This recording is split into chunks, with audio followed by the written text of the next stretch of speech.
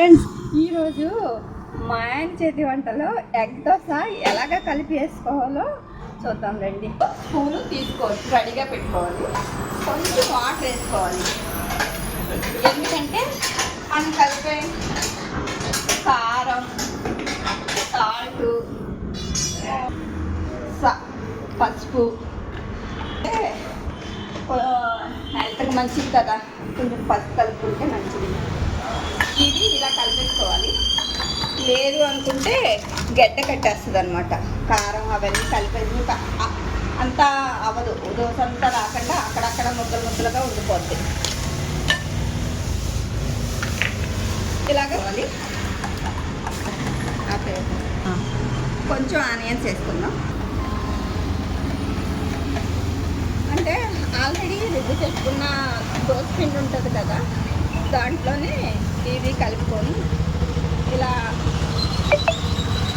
ఒక్క నిమిషం కాలిన తర్వాత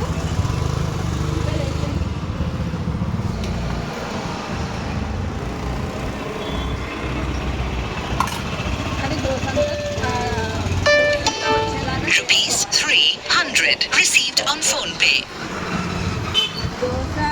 ఎగ్ దోశ అంటే దోశ పిండిలో మాత్రం కలుపుకోకూడదు, దోశ వేసిన తర్వాత పైన కలుపుకోవాలి. ఓకే,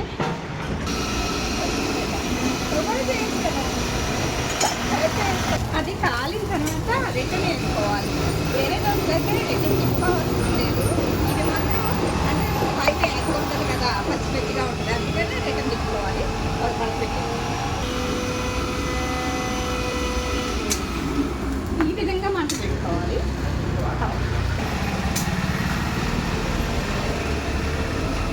కానీ చాలా బాగుంటుంది, మీరు ఒకసారి ట్రై చేయండి. మా ఛానల్ నచ్చినట్టయితే సబ్స్క్రైబ్ చేసి, లైక్ చేసి, షేర్ చేయండి. Thank you. ఎలా ఉందో మేడంని అడిగి చెప్తాము. ఎలా ఉంది నెక్స్ట్? చాలా బాగుంది, చాలా బాగుంది, చాలా బాగుంది.